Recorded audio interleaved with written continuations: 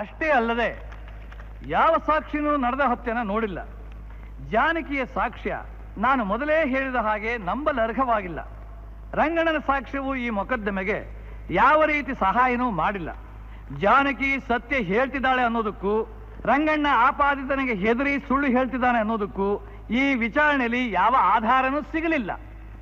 ಜಯಸಿಂಹನ ಸಾಕ್ಷಿ ಸ್ವಂತ ದ್ವೇಷದಿಂದ ಕೂಡಿದ್ದಲ್ಲ ಅಂತ ಸ್ಪಷ್ಟಪಡಿಸೋದ್ರಲ್ಲೂ ಕೂಡ ಸರ್ಕಾರಿ ವಕೀಲರ ಕೈಲಿ ಸಾಧ್ಯವಾಗಲಿಲ್ಲ.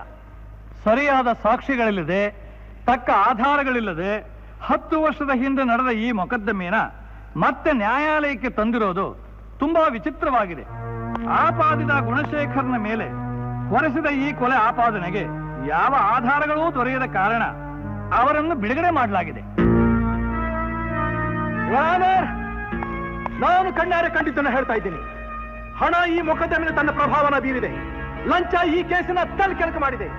ಈ ಗುಣಶೇಖರ ಇವರಾನರ್ ಸತ್ಯ ಹೇಳ್ತಾ ಇದ್ದೀನಿ. ಕಾನೂನನ್ನ ಕಾಪಾಡಬೇಕಾದವರು ಅದನ್ನ ನಾಶ ಮಾಡ್ತಿದ್ದಾರೆ.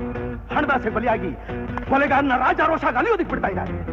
ಇದರಿಂದ ಸಮಾಜಕ್ಕೆ ಒಳ್ಳೆಯದಾಗೋದಿಲ್ಲ, ಜನತೆ ನ್ಯಾಯ ಸಿಗೋದಿಲ್ಲ. ಬಿಡಿ ನನ್ನ. ನೀತಿ ಮಂದಿರದಲ್ಲಿ ನೀತಿ ಕೊಲೆ ಮಾಡೋದಕ್ಕೆ ನಾನು ಅವಕಾಶ ಕೊಡೋದಿಲ್ಲ. ಇವರಾನರ್ ನ್ಯಾಯ ನುಡಿಸಿ.